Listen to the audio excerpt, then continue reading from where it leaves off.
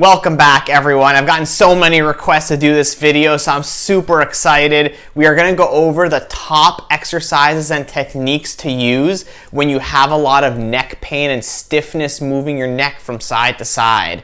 Super important video for all of you. Make sure you watch until the end because some of the best techniques, the self-trigger point work, we're going to talk about at the end of the video. Make sure you hit the thumbs up button and subscribe to the channel so that YouTube notifies you when we post videos every Sunday and Wednesday.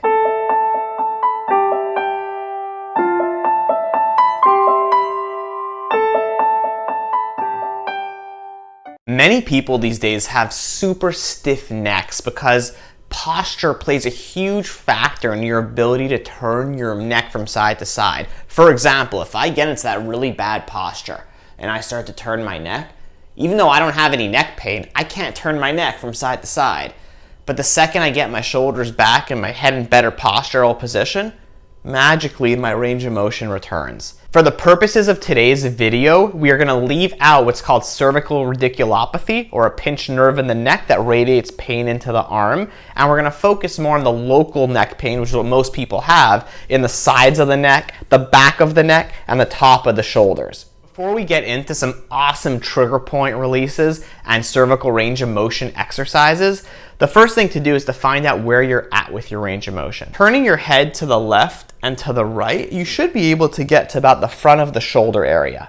So if you put your hand here and you turn your head and you're not able to reach your fingers, that's how you know you have a restriction on one or both sides. And it's important to know which side you have more pain or discomfort versus the other side. So you can see which is the side you really need to prioritize and you need to work on.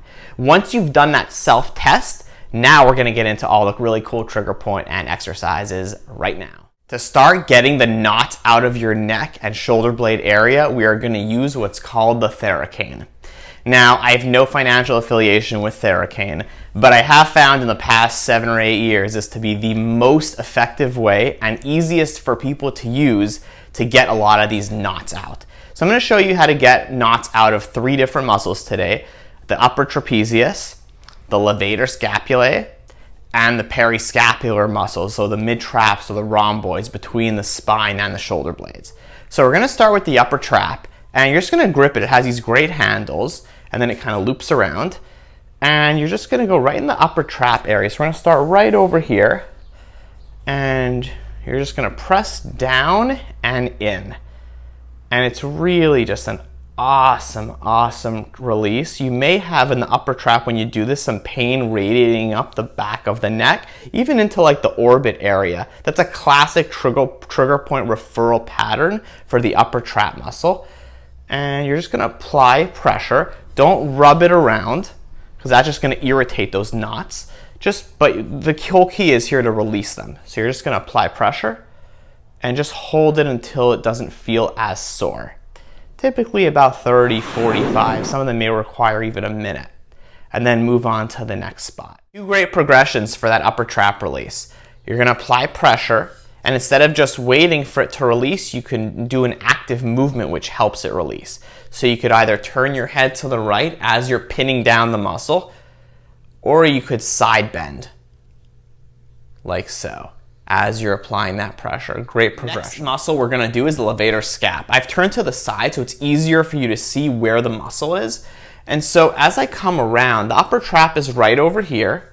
Levator scap is a little further down, right at the top middle of the shoulder blade. And we're just going to do the same thing. You're going to have to apply pressure, maybe lift the bottom knob up and apply pressure a little more straight down that way. And we're just going to find that insertion point where it attaches to and apply pressure just like we would for the upper trap. And then as a progression or a release, you can actually turn your head to the side and then look into the pocket of your pants. The opposite pants pocket, if you want to do a little bit of an active release to it. So this is the normal position, looking into your pocket. Finally, we get to the middle muscles between the shoulder blade and the spine. These are called the peri-scapular muscles, comprised of the middle trapezius, lower trapezius, rhomboid area. And so before I came over on top, now I'm going to actually come right in the back, like so. And so it's a little bit of a different posture. Now I'm holding it over here and my pressure is going to be directed that way.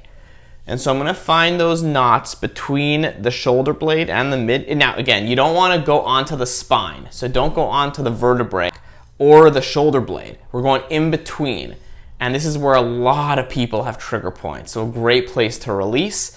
And then again, just find several spots with between that band, which loops right around the shoulder blade. You're basically hugging the shoulder blade as you do this technique. Again, about 30, 45 seconds, a minute. Wait till it doesn't feel as tender and then move on to another spot. All right, guys, once we've released all of those trigger points, now it's time to reinforce it with really good mobility exercises. So by the way, if you guys are interested in purchasing the Theracane, like I say, I have no financial affiliation with them, but I'll link it in an Amazon link in the description for you guys to obtain it. It's only about $28, $30 at this time. Now, as we move on to the range of motion exercise, it's good to do it on your back so you don't have gravity putting more weight on your shoulders. And the first one we're going to do is called cervical rotations. We're going to be getting you to move your neck in a pain-free way that's going to slowly improve your range of motion as you start doing the exercise. So on your back, palms at your side, and we're just going to breathe out, turn your head to the right, and then turn your head to the left. Now, a very basic exercise, but very, very effective because you're in a really good posture.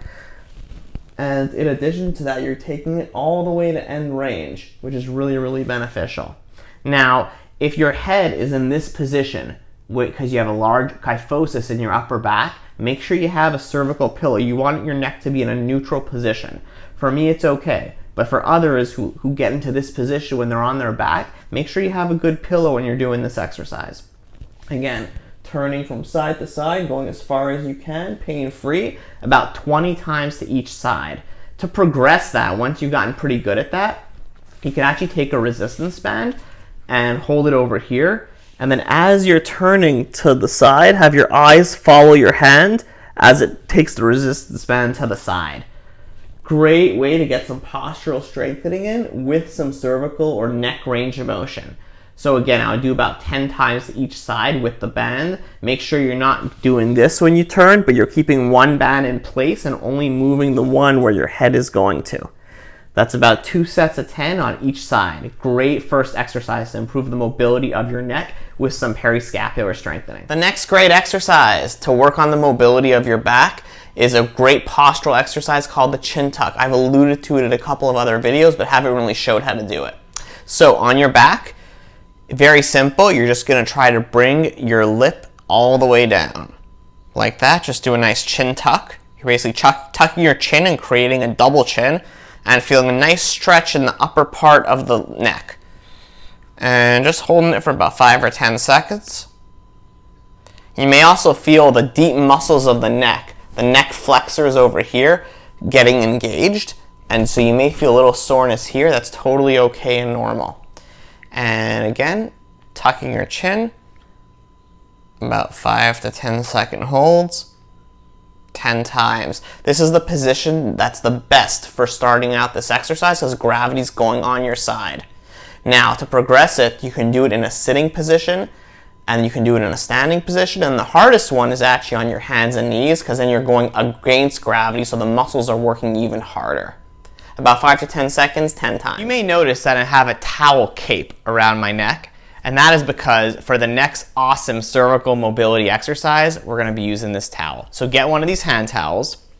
You're going to have it around your neck, and this is actually called a snag technique created by a man named Brian Mulligan, and it's one of the most researched techniques that has been shown to be extremely effective for getting more rotation in your neck. So we're going to hold one hand here, we're going to hold one hand here, and our direction of force is diagonally up. And so you're going to actively turn your head to the left as you apply some pressure with your left hand. Go all the way to end range, and then come back. Now, I'm not using my hand to pull my neck and strangle myself. That is not the idea. I'm actively turning my head to the left, and then at the end, once I've reached my maximum, I'm just giving a little overpressure with the left hand. This technique should be completely pain-free, and we're going to do it about 10 times to each side, or the side that's most restricted. For the next awesome exercise, we are going to do an upper trapezius stretch. Now, if you remember at the beginning of the video, we loosened that area up with the Theracane. Now we're going to stretch it out. So to do this, you're going to put one hand underneath your thigh, or you can even have it grabbing the chair. The reason we do this is because that when we do the stretch, the shoulder doesn't pop up. So the shoulder stays really stable. So I just like to keep it under my thigh. And then with the other hand, I'm just going to take it and just stretch it like that to the side. About 30 to 60 second holds 2 times, feels really, really good. And the same thing on the other side. Hand goes either, I'll show this one as it's holding the chair. And just a great stretch. Again, make sure you have a little bend in the elbow if the chair is not long enough. What you don't want to happen is this kind of thing, because then you're not stretching it out. So in order to hold the stretch, just do that. For the next awesome exercise, we are going to do the levator scapula stretch. So that's that muscle that we loosened up with the Theracane also at the beginning of the video after we did the upper trap stretch, a little bit lower down. And to stretch that muscle out, we're going to first turn the head. And then remember I told you we're going to look at the opposite pants pocket. And then same thing, hand underneath the thigh. And the direction of force is diagonally down. And we're going to push down like that. So we're not doing that, right? That's the upper trap. We're looking down at the other pants pocket.